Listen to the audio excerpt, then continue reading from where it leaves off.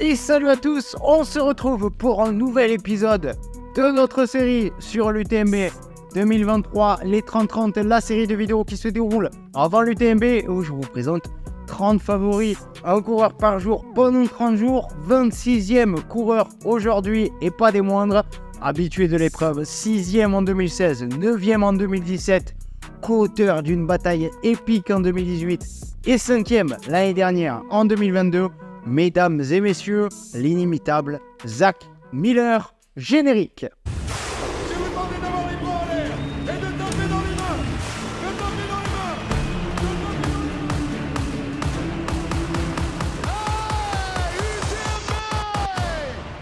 mains.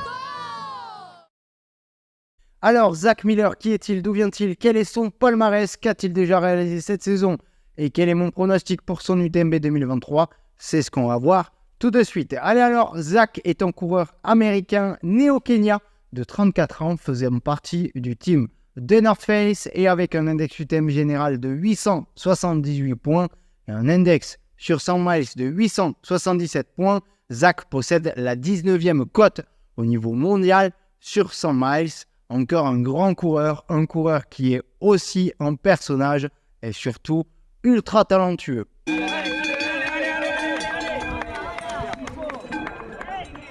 Et donc, pour revenir un peu sur le passé de sportif de Zach, comme je vous ai dit en intro, il est né au Kenya car ses parents étaient missionnaires et le petit Zach était donc prédestiné à courir, même s'il n'y a vécu que jusqu'à ses 4 ans.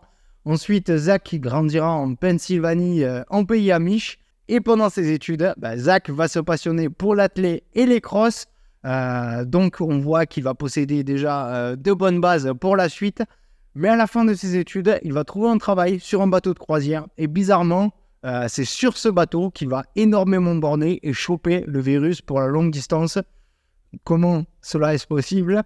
Eh bien, il va limer le tapis de course du bateau. Il va connaître les escaliers de ce même bateau par cœur. Il trouvera aussi du temps pour aller courir autour des ports où il fera escale. Mais ça vous donne déjà une idée du personnage qui est Zach Miller. Puis en 2013, il va prendre le départ de 2 trails longs, un 50 km et un 80 à seulement 15 jours d'intervalle. Déjà, il était complètement allumé. Il va terminer 16e du bootlegger 50 km. Il va gagner le mythique JFK 50 miles avec plus de 800 coureurs au départ. C'est là qu'il va se faire remarquer. Alors certes, de par ses premiers résultats, mais aussi de par son style inimitable, tout donné jusqu'à la ligne d'arrivée. Et il sera sponsorisé dans un premier temps par Nike, puis entrera dans le team de North Face en 2017. Et Zach va se forger un sacré palmarès. Alors certes, pas le plus fourni car c'est un coureur qui n'épingle pas énormément de dossards dans une année, mais il va être entre autres vainqueur de la CCC en 2015, vainqueur de la Mute en 2017 et surtout des sacrées places sur l'UTMB, 6e en 2016, 9e en 2017. On note aussi quand même 2 abandons en 2018 après son duel épique avec Xavier Thévenard, mais aussi en 2019. Désormais, il est gardien de refuge aux États-Unis et après 2-3 années où il avait un peu disparu des radars sur les courses, il est revenu l'an passé sur l'Andorra Samba UTMB et c'est pas forcément un trail où on peut attendre un Zach Miller avec 110 km et 7000 mètres de dénivelé positif, donc avec un gros ratio dénivelé kilomètre et surtout des parties qui étaient quand même bien techniques par endroit. Et donc une énorme victoire pour Zach dans les Pyrénées qui aura certainement servi ensuite pour l'objectif de sa saison 2022 qui était l'UTMB, une course courue différemment de son habitude. On verra après pourquoi, mais il a plutôt bien géré cette UTMB pour aller chercher une superbe 5e place en 21h27. C'est son meilleur chrono et meilleur classement sur l'épreuve depuis ses débuts. Donc gros retour pour Zach. Mais on reviendra là-dessus et sur ses résultats dans la partie pronostic. Et avant, voyons son début de saison 2023.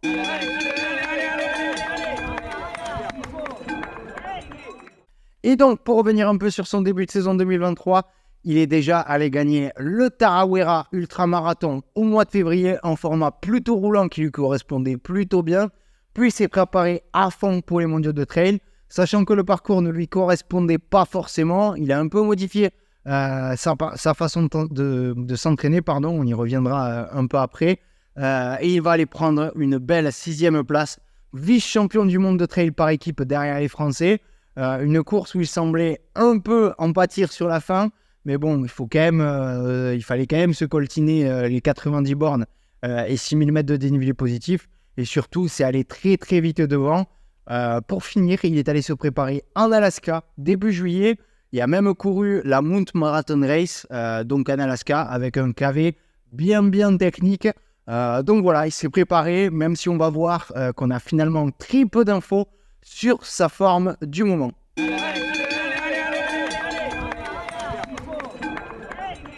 Donc pour mon prono, on cite souvent Jim comme potentiel premier américain à pouvoir remporter l'UTMB. Américain masculin, parce que chez les femmes, c'est déjà fait plusieurs fois. Mais Zach n'est pas si loin de Jim, il n'était qu'à 15 minutes l'an passé sur l'UTMB 2022. Alors certes, Jim avait eu une défaillance, mais ça fait partie de la course. Et puis Zach avait fait une course qui semblait très intelligente. Il était parti plutôt cool, en tout cas plus cool qu'à son habitude. Puis avait fait une très grosse partie de la course avec Tom Evans, qui finira par le lâcher dans les derniers kilomètres pour aller chercher la 3e place. Et Zach terminera 5e en revenant sur Jim sans le dépasser. Même si maintenant, je pense qu'il y a quand même une grosse différence de niveau entre les deux, surtout cette année. Tant Jim a mis en œuvre pour réussir cet objectif de gagner l'UTMB, Zach est moins appliqué en ce sens-là. Du moins, c'est ce qui dégage. Mais quand même, ce que je retiens, c'est qu'il a continué à progresser et surtout à mûrir et prendre une bonne expérience. Preuve qu'il a progressé et qu'il a pris en maturité. Sur des parcours qui lui correspondaient pas forcément avant, il est venu prendre de belles places avec des courses plus stratégiques qu'avant. Une 5e place sur l'UTMB l'an passé et la 6e place sur les mondiaux cette année. Même si après les mondiaux, il a quand même avoué qu'il sentait qu'essayer de courir intelligemment, ça le dérangeait. Ça, c'est du Zach tout craché. Puis, il a enfin compris que les bâtons, ça pouvait aussi servir à performer.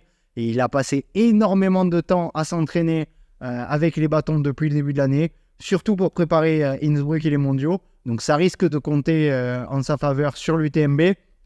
Autre point, c'est que mine de rien, il a quand même de l'expérience sur l'UTMB depuis 2016.